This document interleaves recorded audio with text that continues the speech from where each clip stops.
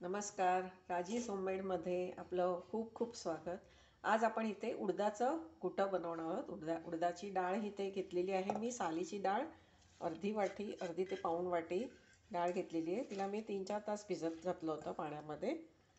आता ती उपसून आपण घ्यायची आहे कुकरला. उडदाची डाळ शिजायला वेळ लागतो, म्हणून नेहमी आपण तुरीच्या डाळीची आमटी बनवताना 4 शिट्ट्या करतो. त्यासाठी आपल्याला जास्त जरा 1-2 शिट्ट्या जास्त कराव्या लागतील. तुमचं जे कुकरचं ज्याप्रमाणे प्रमाण असेल त्याप्रमाणे शिट्ट्या. त्याच्यामध्ये मी हिंग टाकते,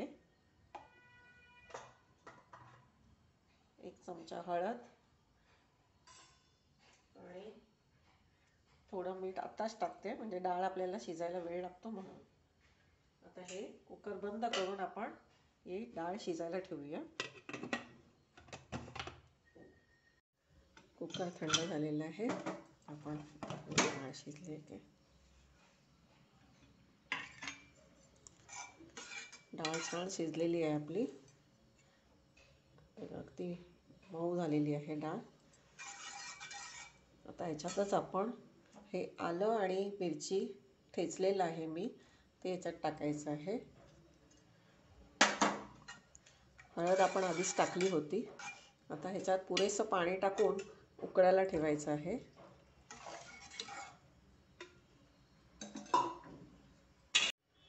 तर मी हे उकळायला ठेवलेलं आहे.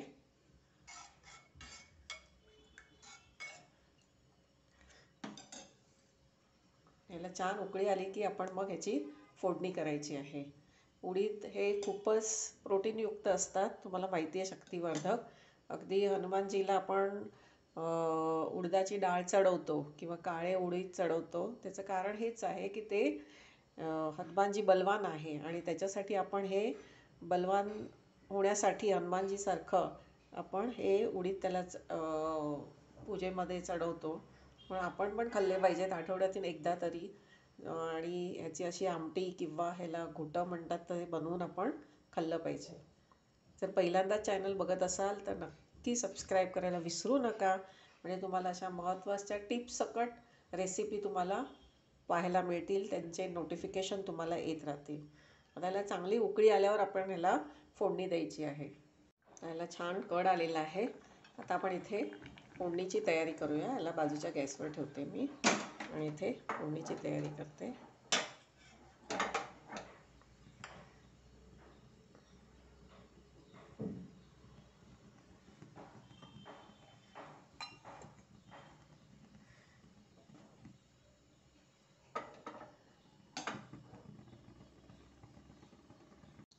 तापलेलं आता याच्यात आपल्याला जिरं घालायचं आणि इथे मी हे 4-5 लसूणच्या पाकळ्या सोडलेल्या आहेत त्या घालायचे.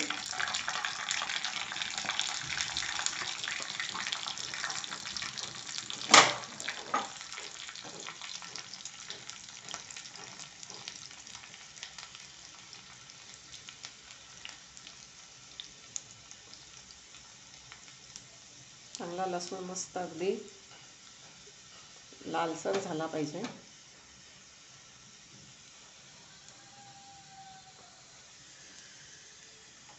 तर आपण ह्याच्यात डाळी त्याला टाकायचं.